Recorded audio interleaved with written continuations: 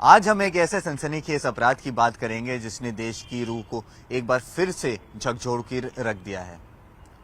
बात है महरौली हत्याकांड की, जहां आफ्ताब नाम का एक शख्स अपने ही साथ रहने वाली अपनी ही प्रेमिका श्रद्धा का बेरहमी से गला रेत कर हत्या कर देता है। उसके बाद उसके शरीर के 35 टुकड़े करता है, जिसे वो 18 दिन तक अपने घर की फ्रिज में रखता है और उसके बाद दिल्ली के महरौली इलाके में जंगल में अलग अलग जगह जाके उसे फेंक देता है। ये कहानी शुरू होती है 2019 से।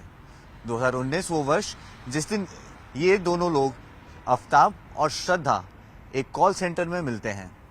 दोनों को प्यार हो जाता है और दोनों साथ रहने लगते हैं, पर फैमिली के आनाकानी की वजह से, क्योंकि दोनों अलग अलग धर्म विषय से संबंध रखते हैं, इसलिए परिवार वालों ने इसका विरोध करना शुरू किया। परिवार वालों के विरोध से बचने के लिए 2022 में इन्होंने ये फैसला लिया कि ये मुंबई से भाग जाएंगे और दिल्ली की ओर प्रस्थान करेंगे।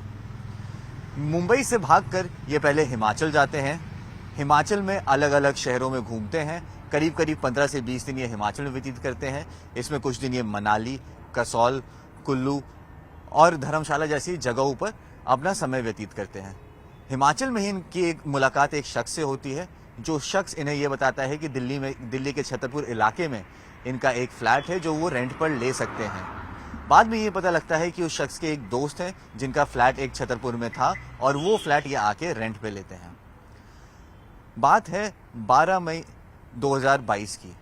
ये वो दिन है जब ये दोनों दिल्ली आते हैं और उस फ्लैट में शिफ्ट होते हैं। फ्लैट में शिफ्ट होने के ठीक 5 दिन बाद श्रद्धा की बेरहमी से हत्या कर दी जाती है। 18 मई वो दिन था जिस रात को ये बताया जा रहा है कि श्रद्धा की हत्या पहले आफ्ताब ने गला रेत कर की। उसके बाद अगले दिन की सुबह होती है। अगले दिन की सुबह आफ्ताब अपने घर से निकलता है। अब जबकि वो हत्या कर चुका है तो अब उसके दिमाग में ये ख्याल चलने लगता है कि इस शव को कैसे छुपाया जाए। अगले दिन सुबह वो अपने घर से निकलता है। घर से निकलकर सबसे पास वाली मार्केट में जाता है और उस मार्केट में जाते सबसे पहला काम जो ये करता है, ये एक फ्रिज खरीदता है। करीब करीब 300 लीटर का फ्रिज जो 25,500 रुपये में इसने खरीदा, क्रेडिट कार्ड से पेमेंट करता है और वापस घर की ओर जाने लगता है। रास्ते में ही ये एक और दुकान पर रुकता है।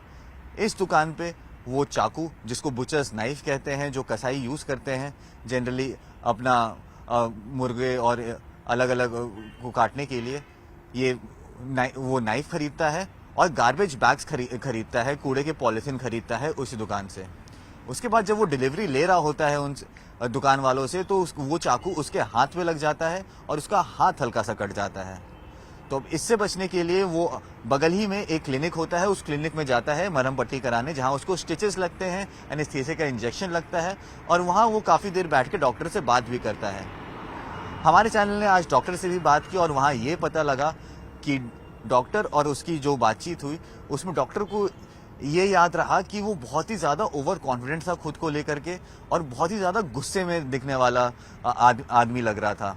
हालांकि उस दिन डॉक्टर से भी बात करते करते उसने काफ़ी बार इंग्लिश में ही बात की। हालांकि डॉक्टर कह रहे थे कि मैं हिंदी में बात करने की कोशिश कर रहा था उससे, पर वो इंग्लिश में ही बात कर रहा था। और उसने डॉक्टर को ये तक बताया कि वो मुंबई से दिल्ली आया है क्योंकि दिल्ली की IT कंपनीज बहुत अच्छी सैलरी देती हैं और इसी वजह से वो दिल्ली आया है और दिल्ली ही रह रहा है।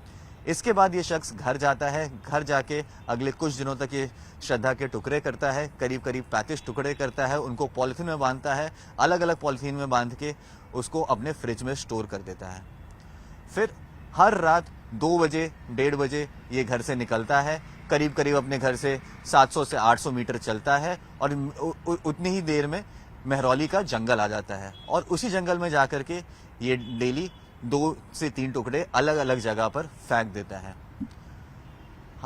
सबसे दिलचस्प बात यह है कि मारने के बाद भी ये उसके परिवार वालों से, उसके दोस्तों से फेसबुक, ट्विटर और इंस्टाग्राम के जरिए कॉन्टिन्यूसली बात करते रहता है ताकि किसी को शक ना हो कि श्रद्धा की अब हत्या हो गई है और श्रद्धा अब उनके बीच में नहीं है। बात आती है जून में, जब फाइनली श्रद्धा के पेरेंट्स को ये रियलाइज होता है कि बहुत दिनों से उनकी बेटी से उनकी फ़ोन पर बात नहीं हुई है। तो वो एक कंप्लेन फाइल कराने जाते हैं क्योंकि आफ्ताब उनसे बात करने के लिए राजी नहीं था। आफ्ताब से उनको काफ़ी आपत्ति भी थी और आफ्ताब से वो डायरेक्टली बात भी नहीं करते थे। तो उसकी फैमिली वसाई जाती है, वसाई पुलिस थाने में एक कंप्लेन फाइल करती है। उस कंप्लेन में ये कहती है कि उनकी बेटी मिसिंग है। बात आ गई जून में। अब उसके बाद मुंबई पुलिस, वसाई पुलिस तफ्तीश शुरू करती है और दिल्ली पुलिस से कांटेक्ट करती है इसको लेकर के। कांटेक्ट करने के बाद, दिल्ली पुलिस से कांटेक्ट में आने के बाद ये पता लगता है कि आफ्ताब नाम का एक शख्स यहाँ रहता तो है, बट जिस फ्लैट में वो रह रहा था, जब दिल्ली पुलिस वहां पहुंचती है तो पता लगता है कि वहां ताला लगा हुआ है।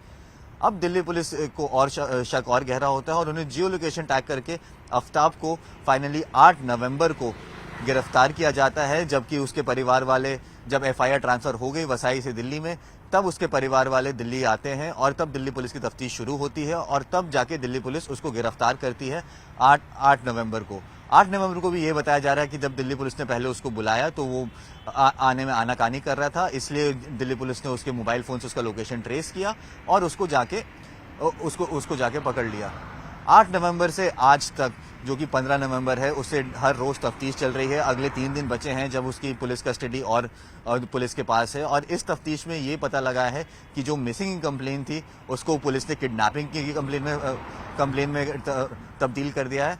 हालांकि पुलिस के पास अभी भी कोई ऐसा सबूत नहीं आया है जो कोर्ट में जाकर ये प्रूफ कर पाए कि आफ्ताब ने ही श्रद्धा का कत्ल किया था। हालांकि पुलिस के सामने आफ्ताब ये बात मान चुका है कि उसने श्रद्धा का कत्ल किया। पहले गला रेता, उसके बाद जब उसे लगा कि अब बॉडी को डिस्पोज कैसे किया जाए, तब उसने जाके केमिकल्स का यूज किया और चाकू और आरी से उसके 35 टुकड़े किए और जाके जंगल में फेंक दिया। अभी ये पूरी तफ्तीश जारी है। पुलिस को अब ये देखना, पुलिस के ऊपर अब ये जिम्मेवारी है कि जल्दी से जल्दी ये जो भी बात आफ्ताब कह रहा है इसको जल्दी से जल्दी कोराबोरेट किया जाए, इसको जल्दी से जल्दी प्रूफ किया जाए तथ्यों के साथ, ताकि जब पुलिस चार्जशीट फाइल करे कोर्ट में, तब डिफेंस के पास कोई ऐसी बात ना हो जिससे उन्हें ये लगे जिससे कोर्ट को ये लगे कि एविडेंस पूरे नहीं है और इसलिए उसको छोड़ देना चाहिए। इतना बड़ा हादसा हो जाता है। सबसे दिलचस्प बात यह है कि ना ही पड़ोसी को पता लगता है, ना ही आसपास रहने वालों को पता लगता है। वो जब भी घर में रहता है, वो ऑफिस जाता है, शाम को घर आता है, जोमेटो से खाना मंगवाता है और उसके बाद सो जाता है। ये उसकी दिनचर्या रहती थी, जैसा कि उसके पड़ोसियों ने हमें बताया। और एक पुलिस की तरफ से एक और बहुत इंटरेस्टिंग बात सामने आई है कि वो dating apps, online dating apps का उपयोग कर रहा था उस टाइम पे जब उसकी पूर्व प्रेमिका श्रद्धा की लाश के टुकड़े उसके फ्रिज में पड़े थे। वो डेटिंग ऐप्स में जाता था, लड़कियों से बात करता था और लड़कियों को घर लेकर आता था उस टाइम पे जब उसकी पूर्व प्रेमिका के शरीर के टुकड़े उसके फ्रिज में पड़े ही हुए थे। ये बताता है कि किस तरह की मेंटालिटी थी उस आदमी की, किस तरह की सोच थी उस आदमी की, और ये हमारी सोसाइटी के लिए कितना ज्यादा नुकसानदायक हो सकता है। अब दिल्ली पुलिस के पास ये अगला चैलेंज ये है कि वो मेक श्योर करें कि जल्दी से जल्दी आफ्ताब को कड़ी से कड़ी सजा हो और एक उदाहरण बने आफ्ताब, ताकि अगर फ्यूचर में किसी के दिमाग में ऐसा ख्याल आए भी कुछ करने का तो एक बार उसकी रूह कांप जाए। कैमरा पर्सन राजू खत्री के साथ अंशुल सिंह, न्यूज़ 18 इंडिया।